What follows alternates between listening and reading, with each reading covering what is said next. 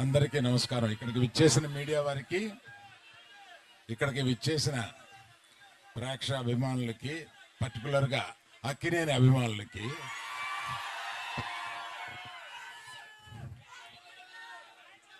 మేము చాలా కష్టపడి ఈ సినిమాని తీసాము. ఎంత కష్టపడినా ఫైనల్గా మీరు ఆదరించే స్థాయిలోనే మా ఆనందం ఉంటుంది. ఈ సినిమా తప్పక మీరు ఆదరిస్తారని నమ్ముతున్నాము. ఎందుకంటే రీజను ఇక్కడ లేని వారి గురించి చెప్పి ఉన్నవారి గురించి చెప్తాను. ఇక్కడ చందు మొండేటి ఆయన ఇచ్చిన బేసిక్ కథని చాలా చక్కగా మార్చి అత్యద్భుతంగా మీ అందరికీ నచ్చేలాగా, మీరందరూ ఈ సినిమాలో చాలా ఆనందపడేలాగా, చాలా గుండెల్లోంచి మీకు హావభావాలు వచ్చేలాగా ఆయన తీశారు. అంత బాగా తీశారు ఆ సినిమా. ఆయన గురించి చెప్పాలి. తర్వాత మన ఫేవరెట్ డార్లింగ్ సాయి పల్లవి గారు అద్భుతంగా నటించారు ఇందులో. మనం అదే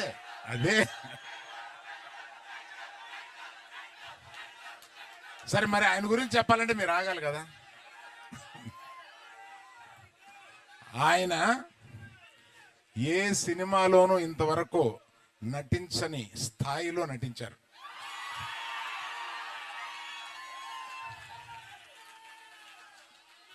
మనకి ఎంత ఉత్సాహం తెప్పించగా నటించారో, ఒక్కొక్క కొన్ని సీన్స్లో ఆయన మన గుండె కరిగిపోయేలాగా కూడా నటించారు. సో అన్ని రసాలు ఈ సినిమాలో ఆయనకి ఉంది కనుక ఆయన తప్పనిసరిగా బెస్ట్ పర్ఫార్మెన్స్లో ఈ సినిమాలో తీసుకొస్తారని సినిమా చూసిన నేను చెప్తున్నాను. That is Chaitu, our Chaitu.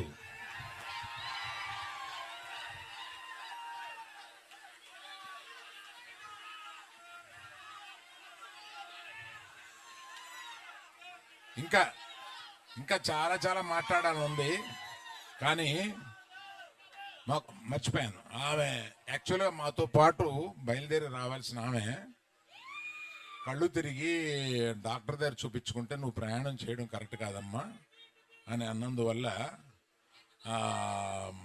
మన పల్లవి ఆగిపోవాల్సి వచ్చింది. అందువల్ల మీరు తన మాటగా మీకు చెప్పమందని చెప్పి నేను చెప్తున్నాను.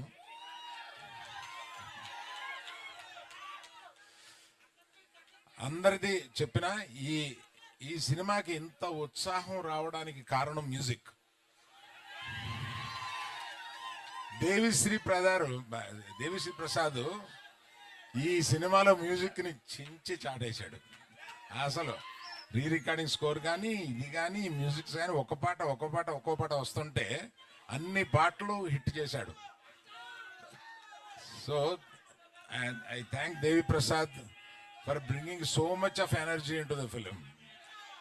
So వైజాగ్ ప్రేక్షకులకి అందరికీ, ఉత్తరాంధ్ర ప్రేక్షకులందరికీ నేను చెప్పేది, ఇక్కడ ఈ ప్రాంతం కథ, ఇది జరిగిన కథ. శ్రీకాకుళంలో ఒక చిన్న ఊర్లో జరిగిన కథని, ఆ కథని నిజంగా జరిగిన కథని ఈయన కథారూపంలో పెడితే దాన్ని సినిమాగా మేము తీసాము. తప్పక 7వ తారీఖున సినిమా చూసి మీరందరూ చాలా ఆనందపడతారని నేను వెయిట్ చేస్తాను.